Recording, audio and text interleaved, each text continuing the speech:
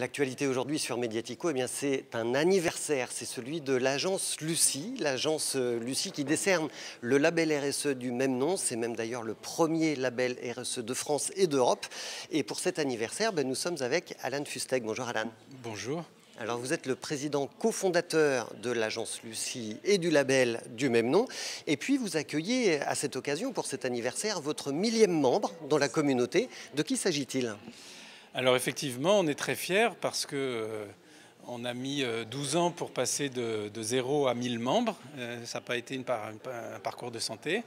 Et le 1000e membre s'appelle l'Inevia.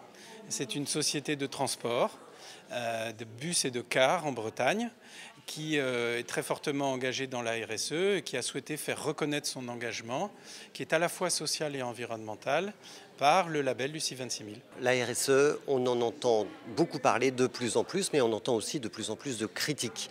On entend dire que la RSE, elle est peut-être un peu tiède, elle n'est pas assez exigeante. Et vous, en revanche, vous dites que le label Lucie, c'est une arme, j'ai envie de dire, anti-greenwashing. Expliquez-moi pourquoi vous dites ça. Alors, on peut répondre de deux façons à votre question.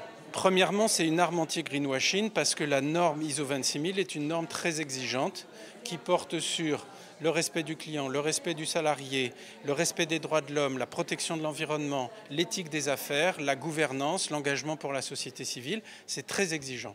La deuxième chose, c'est que la vérification ne se fait pas au travers d'un questionnaire qu'on remplit sur Internet.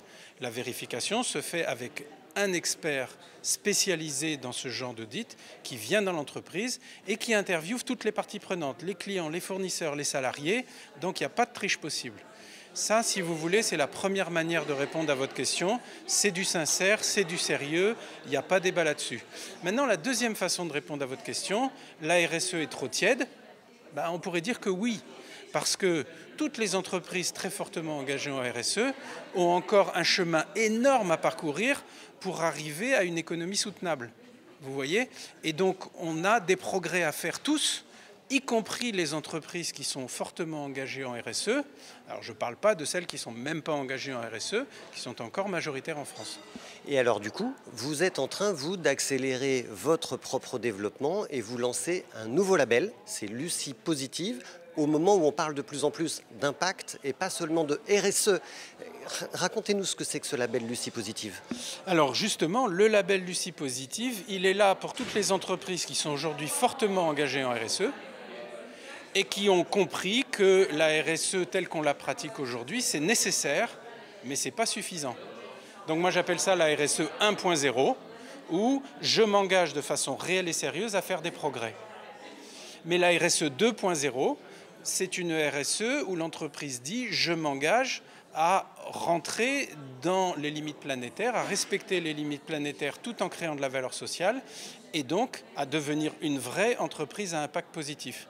Le problème qu'on a de nouveau avec la notion d'impact positif aujourd'hui, c'est que c'est encore un grand sujet de greenwashing. Vous avez plein d'entreprises qui disent qu'elles ont un impact positif. Ce qui est formidable. Alors qu'elles en sont très très loin. Ah, mais alors comment se permettent-elles de le dire dans ce cas-là ? On joue sur les mots, il y a une certaine confusion, c'est-à-dire que si vous avez un engagement en RSE qui est réel et sérieux, ça veut dire que vous réduisez vos impacts négatifs.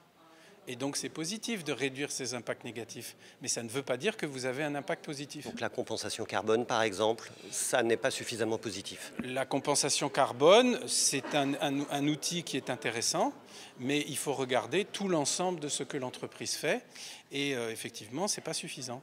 Pour finir, Alan Fustek, vous nous disiez vous avez 1000 membres aujourd'hui dans la communauté Lucie. Vous nous avez même dit en conférence de presse tout à l'heure que vous serez à 1200 membres à la fin de l'année 2002, donc une progression de 20% en un an, ce qui est une progression rapide pour un label comme le vôtre.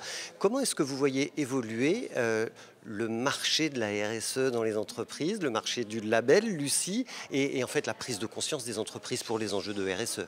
Voilà, je dirais que pour moi qui suis dans le sujet depuis 20 ans, alors j'ai pas lancé le label il y a 20 ans, mais j'ai commencé à m'engager en RSE il y a plus de 20 ans maintenant. La RSE, c'est plutôt une cause qu'un marché. Cela étant dit, parlons marché. La bonne nouvelle, c'est qu'il y a une prise de conscience forte des entreprises depuis 3 ans et que vous avez une phase d'accélération en ce moment, depuis 3 ans. Donc depuis 3 ans, c'est depuis 2019, depuis le Covid ? ça avait commencé avant le Covid, où on a une phase d'accélération de prise en compte de la RSE par les entreprises, et que moi, j'avais jamais vécu en 20 ans auparavant. Donc ça, c'est sans précédent, et c'est un message d'espoir, parce qu'il y a urgence, et compte tenu de l'état de la planète, il ne faut pas traîner, quoi. Merci beaucoup, Alan Fustek. Longue vie au label Lucie et aux entreprises, évidemment, qui s'engagent de façon exigeante pour leur RSE, des entreprises qu'on suit aussi de près sur Mediatico.